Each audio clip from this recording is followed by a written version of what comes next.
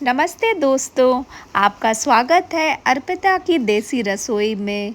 तो त्योहार का मौसम है और मीठा ना बने ऐसा कैसे हो सकता है। तो आज हम बनाएंगे महाराष्ट्र की मशहूर ट्रेडिशनल रेसिपी और बहुत ही टेस्टी बनाने जा रहे हैं पूरण पोली। तो ये खास तौर पे गणेश उत्सव, गुरु पर्व, गुड़ी पड़वा और होली जैसे त्योहार पर बनाई जाती है। तो चलिए शुरू करते हैं। इसके लिए हमें तैयारी करनी है। तो सबसे पहले इसके लिए तैयार करेंगे आटा। तो इसके लिए एक परात में ले लीजिए 1.5 कप गेहूं का आटा और आधा कप मैदा। इसके बाद इसमें डाल लीजिए आधा चम्मच हल्दी पाउडर और 1 चम्मच देसी घी। हल्दी डालने से हमारी जो पूरण पोली का रंग है और भी ज़्यादा सुनहरा और अच्छा लगता है। और अब इसमें धीरे धीरे पानी डालते हुए आटे को गूंद लीजिए। ध्यान रखिए आटा इसका थोड़ा गीला होना चाहिए ताकि बेलते समय फटे नहीं। तो अब इस आटे को अच्छी तरीके से माड़ के ढककर कम से कम आपको 2 घंटे के लिए इसे साइड में रख लेना है। 2 घंटा मैं इसलिए बता रही हूँ क्योंकि इसका रीज़न है जितना ज़्यादा टाइम आटा आराम करेगा उतना ही आटा मुलायम और स्वादिष्ट बनेगा। तो आपकी पूरण पोली अगर आप चाहते हैं बहुत अच्छी बने तो आटे को कम से कम 2 घंटे के लिए रख लीजिए। और हाँ, इसको स्लैब पे इसको पटक पटक के कम से कम अच्छी तरीके से मार लीजिए। और मारने के बाद ऊपर से जब आपका आटा अच्छे से गूंथ जाए तो इसके ऊपर से देसी घी डाल करके तब इसे साइड में रख दीजिए कम से कम 2 घंटे के लिए। तो लीजिए तैयार है, आटा भी रेडी हो गया है और इसे अब बाउल में डाल देंगे। लीजिए अब इसे बाउल में डाल करके और ऊपर से थोड़ा देसी घी डाल देंगे जिससे कि आटा जो है बहुत ही नरम और मुलायम रहे। और इसके बाद का जो स्टेप है उसको बहुत ध्यान से देखिएगा। और अब बारी है सबसे ज़रूरी स्टेप की, जो पूरण पोली तैयार करने के लिए आपको क्या चाहिए। तो चलिए अब मैं बताती हूँ। इसके लिए आपको लेना है 1 कप भिगा हुआ चना दाल से ही का मिक्सचर तैयार हो। इसे मैंने रात भर भिगो लिया था या फिर आप 3 से 4 घंटे भी भिगो सकते हैं। अब इसे प्रेशर कुकर में डाल लीजिए। और अब दाल डालने के बाद अब इसमें डाल लीजिए आधा चम्मच, आपको इसके बाद डाल लेना है हल्दी पाउडर, थोड़ा सा देसी घी लगभग 1 चम्मच, 3 से 4 गिलास पानी डाल लीजिए। और ये सब डालने के बाद आप लगा लीजिए 7 से 8 सीटी। पहली सीटी अगर आए 2 से 3 सीटी, उसके बाद आपको गैस की फ्लेम को धीमी कर देना है। मैंने इसे गैस की फ्लेम पे रख दिया है और प्रेशर कुकर को बंद करके इसे मैं 1-2 सीटी लगाऊंगी, फिर गैस की फ्लेम को धीमा कर दूंगी। तो देखिए, और इसे तब तक पकाइए जब तक आपकी जो दाल है वो अच्छी तरीके से गल ना जाए, तब तक आपको इसे पकाना है। देख सकते हैं दाल बहुत अच्छी तरीके से गल गई है और इसे मैं चेक करके आपको दिखाती हूँ। तो एक दाल का टुकड़ा मैं इसे चेक करूँगी, बहुत अच्छी तरीके से ये गल चुकी है। तो अब इसका जो अगला स्टेप है, एक छन्नी ले लीजिए और नीचे एक बाउल लगा लीजिए। तो सारी की सारी दाल को छन्नी में छान लीजिए।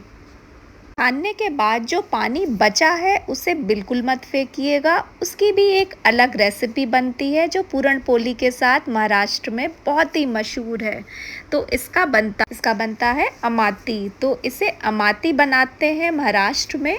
और अब इसके बाद जो छनी हुई दाल है उसे कढ़ाई में डाल के और अच्छे तरीके से इसे मसल लीजिए। चाहे तो आप जिससे हम लोग आलू मैश करते हैं वो मैशर ले लीजिए और इसे अच्छी तरीके से जितना आप मसल सकते हैं अच्छी तरीके से मसल लीजिए। अच्छी तरीके से मैश करने के बाद अब इसमें आपको ऐड करना है गुड़। तो अब मैं आपको गुड़ की क्वांटिटी दिखा दे रही हूँ।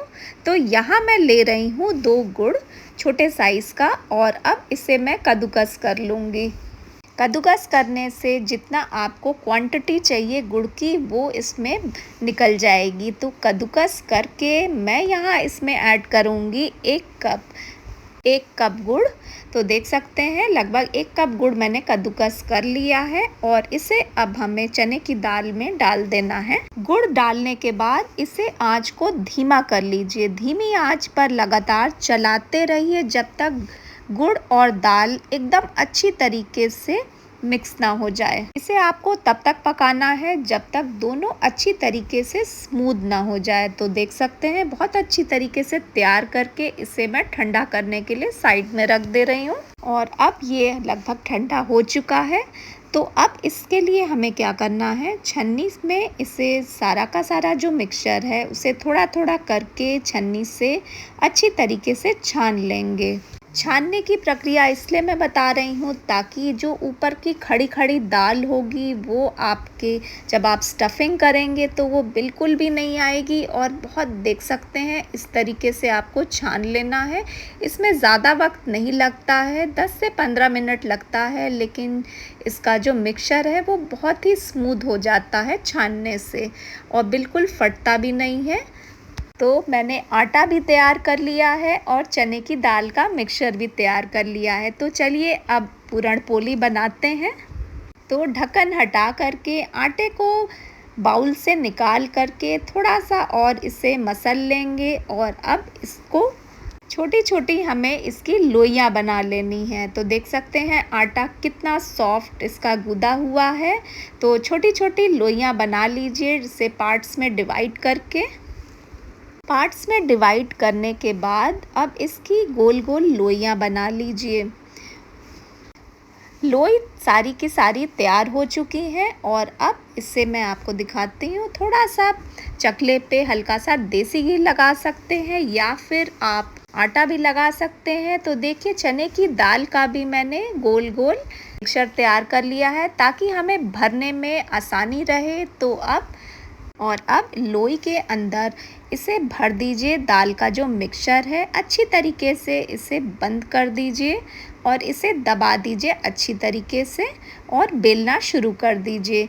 तो इसकी जो रोटी है वो थोड़ी बड़े आकार की बनाई जाती है। तो धीरे धीरे रोटी का जो साइज़ है उसे बड़ा करते हुए बेल लीजिए और ध्यान रहे बहुत ज़्यादा मोटी ना हो, पतली होनी चाहिए इस तरीके से। और जो बेलने का तरीका है मतलब कि आपको हाथ थोड़ा हल्का चलाना है।